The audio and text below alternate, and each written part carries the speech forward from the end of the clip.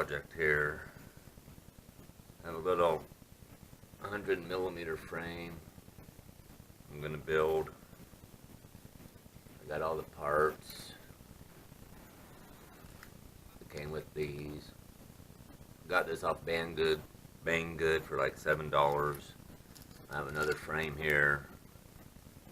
I got 8.5mm motors, racestar motors, 8520. I got some Ladybird props. Now what I was gonna do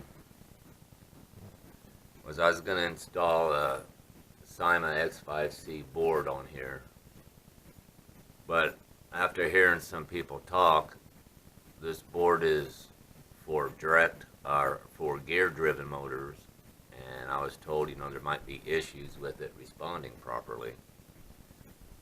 So I'm probably going to do two setups. I'm going to do one with the Cyma board just to see what happens, but I'm going to take the board out of my DIY drone. It's a direct drive board, and I'm going to put it on this frame with the 8.5mm motors and see what happens. This is all plug and play. These motors are plug and play, so that's not going to be no soldering there. This already has LEDs on it on the board, so I wanted to solder that. So it's really just swapping it out. Should be pretty easy.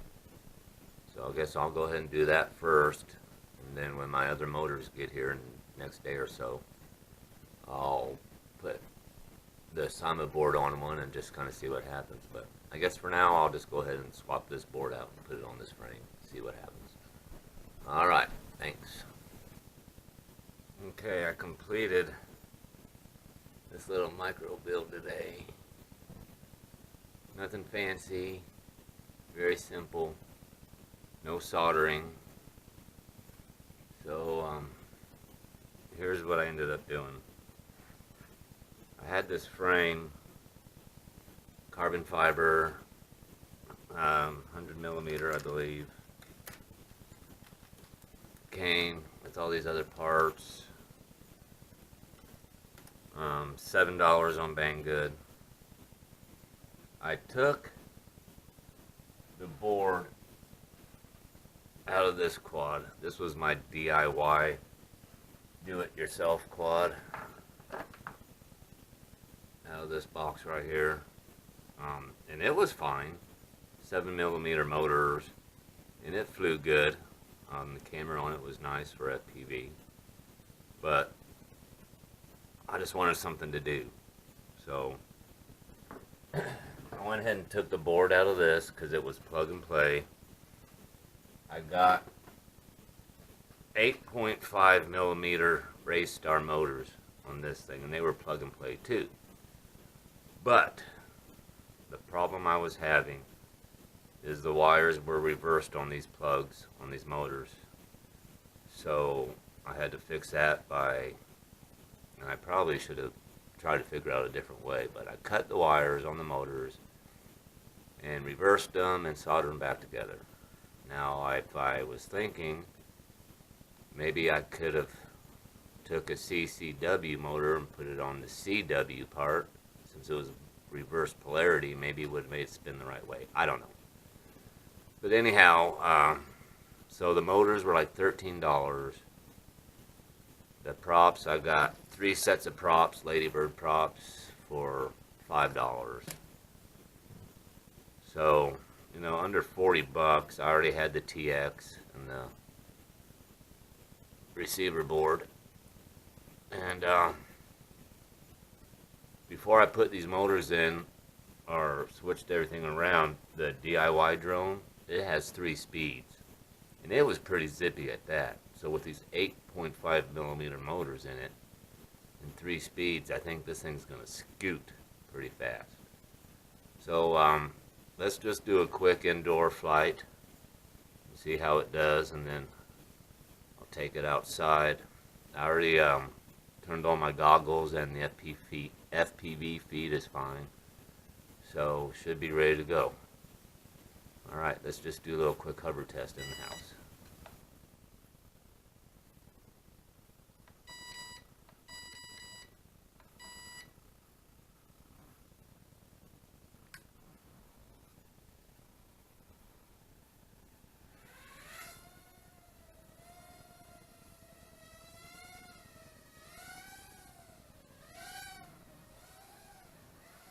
pretty zippy. This is in low rate.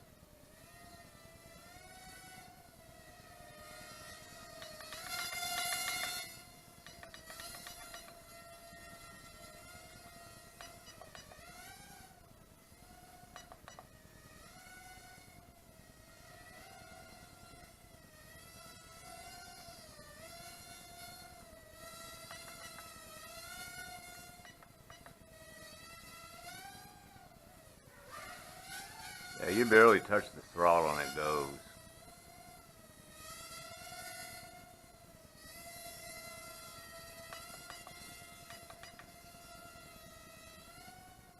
So I guess I'll take it outside and do a quick flight test and see how that does.